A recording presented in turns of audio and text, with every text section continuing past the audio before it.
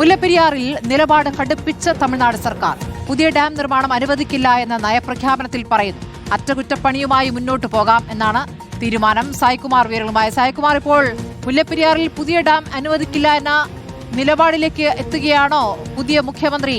എന്താണ് വിജയുടെ നയപ്രഖ്യാപനം?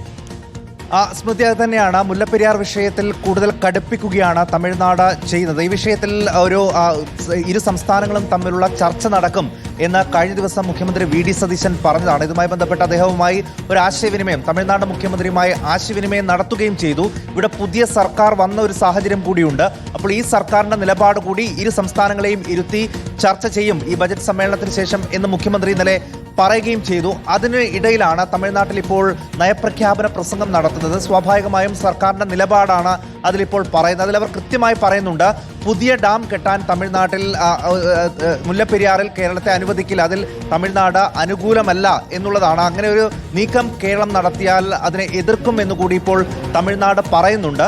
അറ്റകുറ്റപ്പണികൾ നടത്താം, അതിന് തമിഴ്നാട് എതിർപ്പില്ല. അറ്റകുറ്റപ്പണികൾ നടത്താൻ തമിഴ്നാടും സഹായിക്കാം. പക്ഷേ പുതിയ ഡാം എന്ന കേരളത്തിന്റെ ആഗ്രഹം, ആ തീരുമാനം നടക്കില്ല, അതിനെ ശക്തമായി തന്നെ എതിർക്കും എന്നാണ് ഇപ്പോൾ തമിഴ്നാട് നയപ്രഖ്യാപന പ്രസംഗത്തിൽ തന്നെ പറയുന്നത്. സ്വാഭാവികമായും അത് കേരളത്തിന്റെ നിലപാടിനെതിരാണ്. കഴിഞ്ഞ ദിവസം പുതിയ മന്ത്രിയുടെ പ്രതികരണം നമ്മൾ കണ്ടു. സുപ്രീം കോടതിയിലടക്കം കേരളം ഈ വിഷയത്തിൽ നിലപാട് അറിയിക്കാൻ പോവുകയാണ്. അതായത് പുതിയ ഡാം വേണം, അതായത് കേരളത്തിന് സുരക്ഷയും തമിഴ്നാടിന് വെള്ളവും, അത് കേരളത്തിന്റെ എക്കാലത്തെയും നിലപാടാണ്, അതിൽ ഒരു മാറ്റവുമില്ല. പക്ഷേ മുല്ലപ്പെരിയാറിൽ സുരക്ഷാ ഭീഷണി സംബന്ധിച്ച് പല വിധത്തിലുള്ള ആശങ്കയുണ്ട്. അവിടെ ഒരു പുതിയ ഡാം നിർമ്മിക്കേണ്ടതിന്റെ ആവശ്യകത പലതവണ ചർച്ചയുണ്ട്. സുപ്രീം കോടതിയിലടക്കം ഇതിന്റെ ഒരു ഇഴകേറിയുള്ള പരിശോധന നടക്കുകയും ചെയ്യുന്നു. അപ്പോൾ സ്വാഭാവികമായും കേരളം സുപ്രീം കോടതിയിൽ ഈ ഒരു പുതിയ ഡാമിന്റെ ആവശ്യകതയെ സംബന്ധിച്ച് നിലപാട് അറിയിക്കാൻ പോവുകയാണ്. അതിനു മുൻപാണ് ഇപ്പോൾ തമിഴ്നാട്ടിൽ കൂടി പുതിയ സർക്കാർ അധികാരത്തിൽ വന്നു. ആ പുതിയ സർക്കാരിന്റെ നിലപാടാണ് ഇപ്പോൾ പുറത്തു വന്നിരിക്കുന്നത്. സ്വാഭാവികമായും ഇത് ഇരു സംസ്ഥാനങ്ങൾക്കിടയിലും വീണ്ടും വലിയ തർക്കങ്ങളിലേക്ക് ഒരുപക്ഷെ പോകുമോ എന്ന